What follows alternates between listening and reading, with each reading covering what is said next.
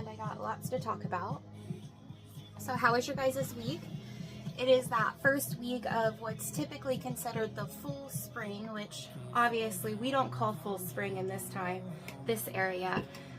Personally, I think that it's only a full spring if you aren't willing to risk some of your seeds. But if you don't plant all of your seeds, then it's not really that much of a risk. You're going to plant the same seeds this week that you're going to plant 2 weeks out, and then again 2 more weeks out.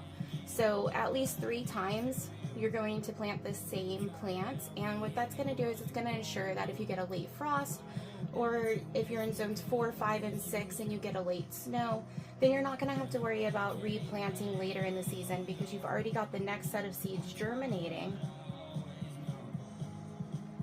to take over from the first set that got hit, right?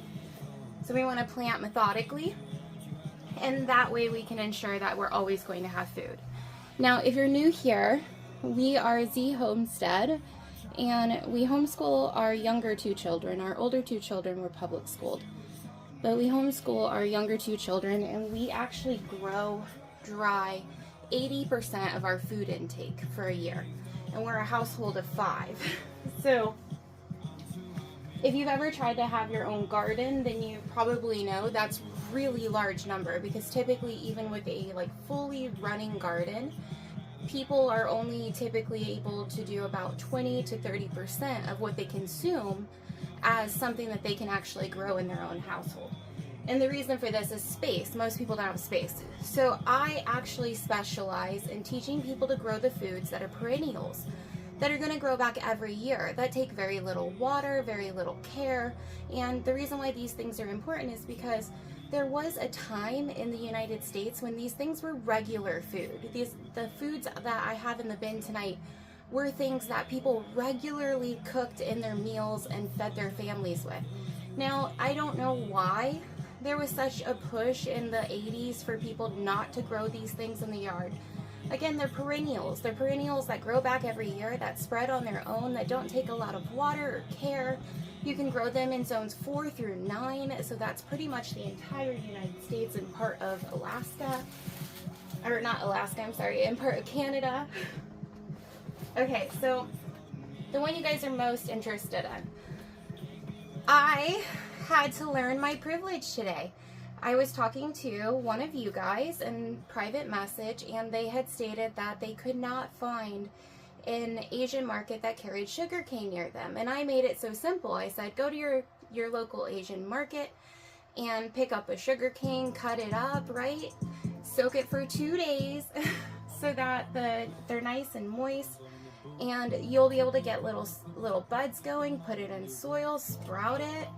And now it's ready to go into the ground. It's springtime, so if you put it in the ground now, it's going to be ready to harvest in the fall. Perfect time. But I didn't realize that not every state has that capability. So I guess we're in a metropolis here in the Midwest, because we do live so very close to Kansas City, that we're able to make special requests. I can get cacao fruits. I can get sugarcane.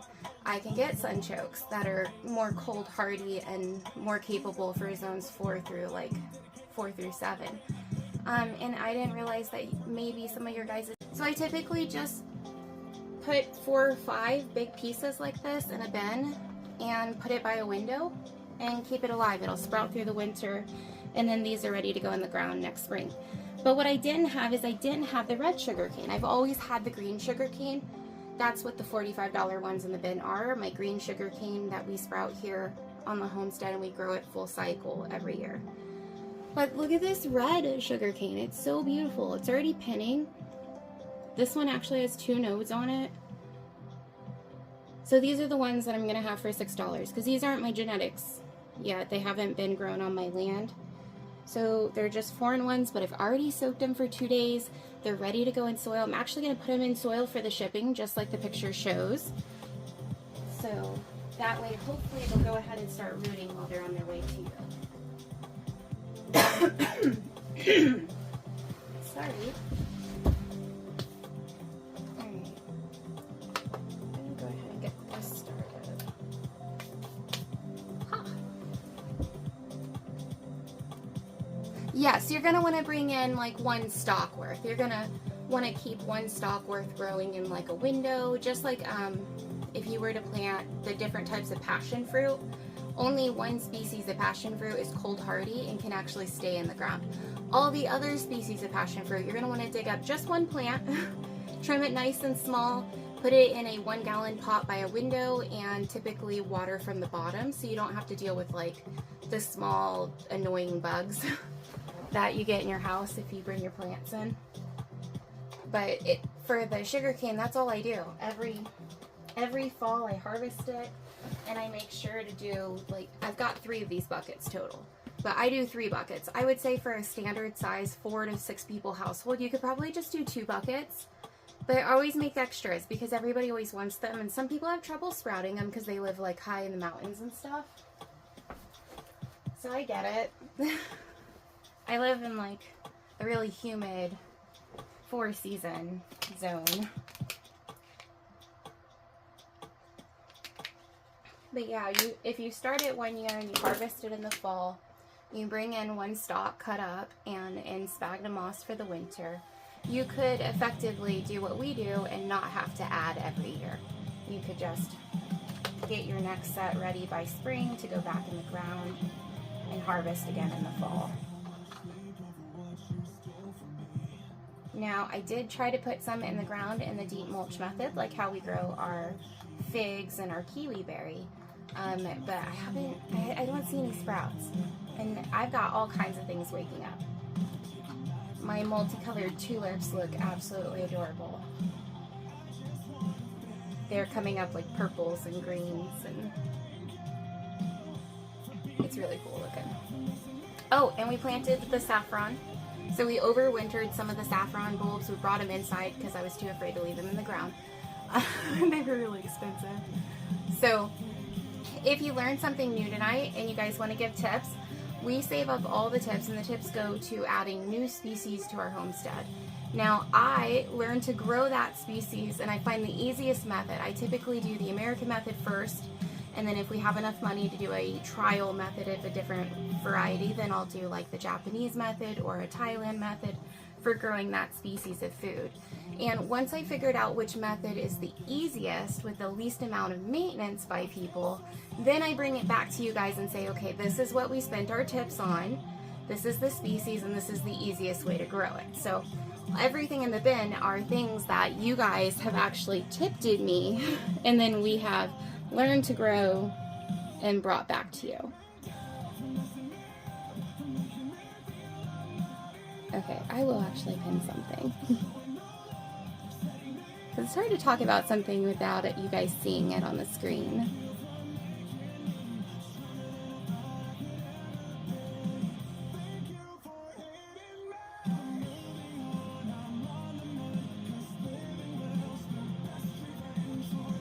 Hi, welcome in.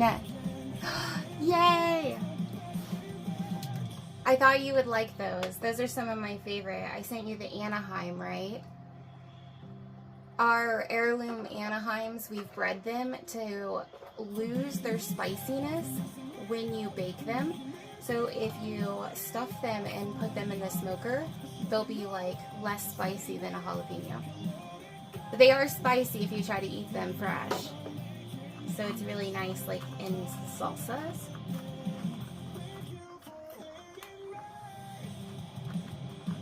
Now typically when you're growing Anaheims, you have to worry about like Japanese beetles, but that species is less of an issue.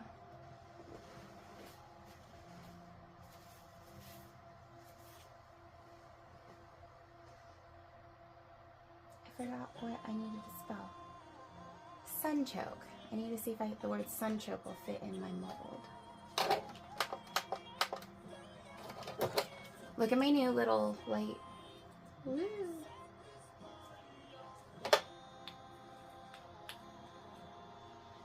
I can like glow just certain parts of things to make sure they're dry. Yay! I'm so excited. Let me get the next one going. I don't know what seeds are going to win, but giveaways are seeds. That way followers can win just for being here and learning new information, so you guys figure out how to grow some of the stuff yourselves, and that way you can invest once in your homestead item and not have to like do it every spring. A lot of things that you've been told are annuals are not annuals. The biggest one that I talk about the most is pepper plants. Guys, pepper plants are actually rainforest trees. They're miniature trees that grow on the rainforest floor, especially spicy peppers. They're all from rainforest. And they're trees. They're not individual like annual plants. The reason why people grow pepper plants nowadays as annual plants is because, one, they don't know how to transplant it, get it out, get all the bugs off of it, get it inside the house without bringing bugs in. Okay, that's easy. I can teach you guys how to do that. And two, there's a bunch of myths about how to keep it alive during the winter, and people will typically take off too many leaves by accident and end up killing it instead of overwintering it. So they're just small mistakes that people could learn how to do a little better. But a pepper tree can live for up to 20 years, and instead of producing 5 or 6 fruits on one plant, it actually produces hundreds. So our Z pepper tree, when it was 6 years old, was producing anywhere from 300 to 2,000 peppers from the time of May all the way through August.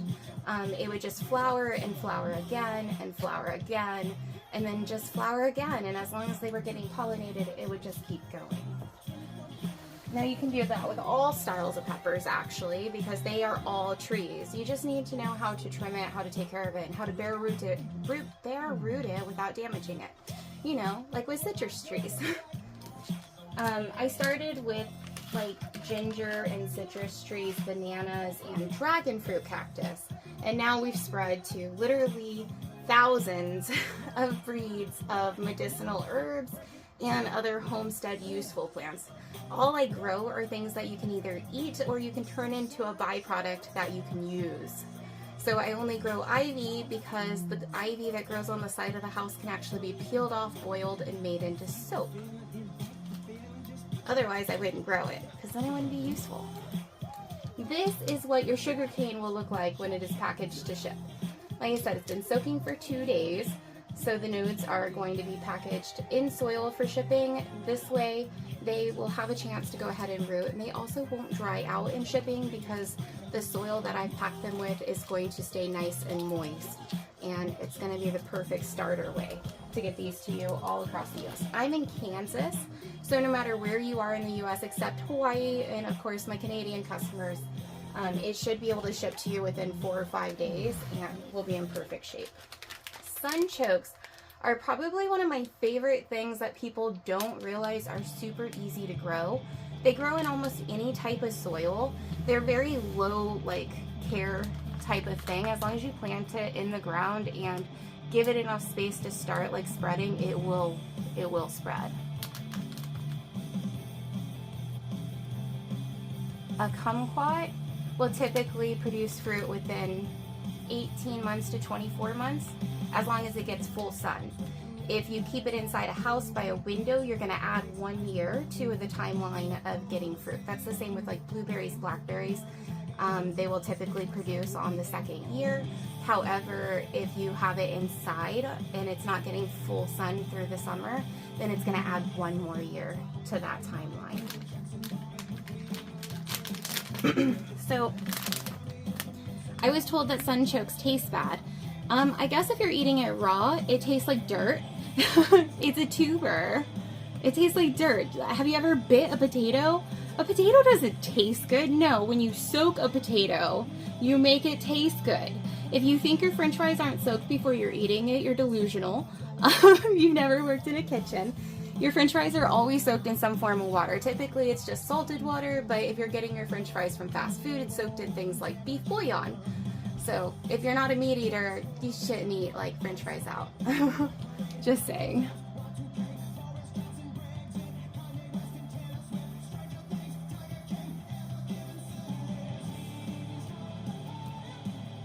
Yes, that goes for just about any plant, Lucky.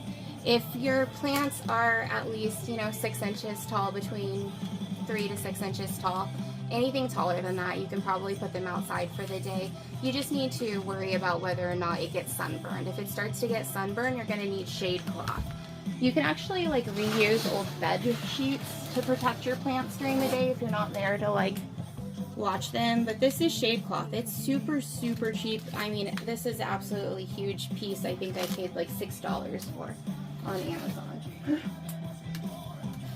So if you work all day, I would just put your plants outside and just put a piece of shade cloth over them and secure it with rocks. And then when you get home from work, go ahead and take the shade cloth off, bring the plants inside. Then you don't have to worry about bugs infesting your plants because they can't get to it from the shade cloth covering it. I'm a big stickler on not getting bugs in the house. That's probably the autism. Alright, the turmerics are always going to come with 1 large turmeric and 2 mediums or smalls. The 1 large turmeric is going to split into a lot of babies very quickly, and the smalls are mostly going to work on turning into larger turmerics. So this is strategic so you can get your nice little patch. I would plant them within a handful from each other. I would just plant them in a triangle because turmeric does like to bunch. It likes to be growing next to its own family. It doesn't like to like compete with other things. So if there's grass growing, just pull it out and give it a nice good little area that it can grow without anything encumbering it. Everything I bring inside gets all of the dirt removed. So the majority of the breeds of plants that I grow that come inside, like the bananas, the citrus, they have to be completely bare root to come inside the house, and they get fresh soil to come inside the house so that we can ensure that they don't have any bugs. I really can't stand bugs. Like it gets under my skin. Not like I like retentively clean every surface or anything like that. No, it's just like I always worry if I bring in a pot that hasn't been repotted that like there'll be worms and beetles and spiders. And we catch the spiders and put them back outside. So that's a lot of work. This is taro. Taro is the only edible variety of elephant ear. It is very beautiful. The leaves are actually shaped like philodendron, but they're the size of like a baby elephant ear. So they're actually very tropical. The only part of taro that is edible is the bulb part underneath the ground.